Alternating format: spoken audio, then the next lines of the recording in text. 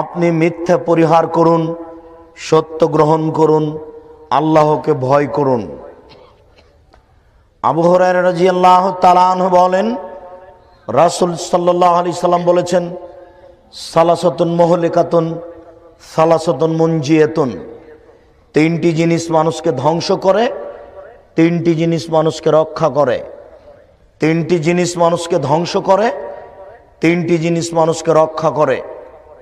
এক, তাকওয়াল্লাহ ফিস সিররি ওয়াল আলানিয়া। যে আল্লাহকে প্রকাশ্যে ভয় করে, যে আল্লাহকে গোপনে ভয় করে, সে জান্নাতে যাবে, সে বেঁচে গেছে। যে আল্লাহকে প্রকাশ্যে ভয় করে, যে আল্লাহকে গোপনে ভয় করে, সে জান্নাতে যাবে, সে বেঁচে গেছে। দুই, কওলুল হক ফির রেজা ওয়াস সাখাত। সুলি হলেও সত্য কথা বলে, ফাঁসি হলেও সত্য কথা বলে, ও বেঁচে গেছে, ও জান্নাতে যাবে। সুলি হলেও সত্য কথা বলে, ফাঁসি হলেও সত্য কথা বলে, ও জান্নাতে যাবে, ও বেঁচে গেছে। তিন, আল ইকতিসাদু ফিল ফাকরি ওয়াল গিনা।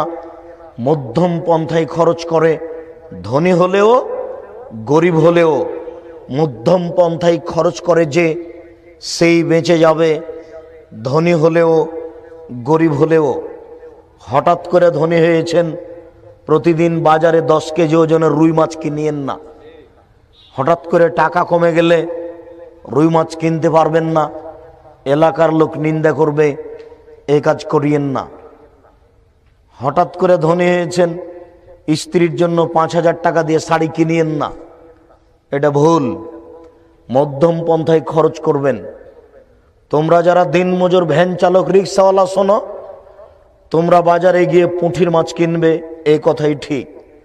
তুমি যদি রুই মাছ কিনো, 300 টাকা কেজি, 500 টাকা কেজি রুই মাছ কিনলে কয়দিন পরে তোমাকে মানুষের কাছ থেকে টাকা কর্জ নিতে হবে, তুমি ঠিক মতো দিতে পারবে না, তখন তুমি এলাকা থেকে পালিয়ে যাবে, তোমার এটা আসবেই। এ কারণে রাসূল সাল্লাল্লাহু আলাইহি সাল্লাম বলেছেন, আল্লাহ তাআলা বিচারের মাঠে 3 শ্রেণীর মানুষের সাথে কথা বলবেন না। এই কারণে রাসূল সাল্লাল্লাহু আলাইহি সাল্লাম বলেছেন, বিচারের মাঠে আল্লাহ 3 শ্রেণীর মানুষের সাথে কথা বলবেন না। এক, শাইখুন জানিন। বেশি বয়সে জেনা করে যারা, তাদের সাথে আল্লাহ বিচারের মাঠে কথা বলবেন না।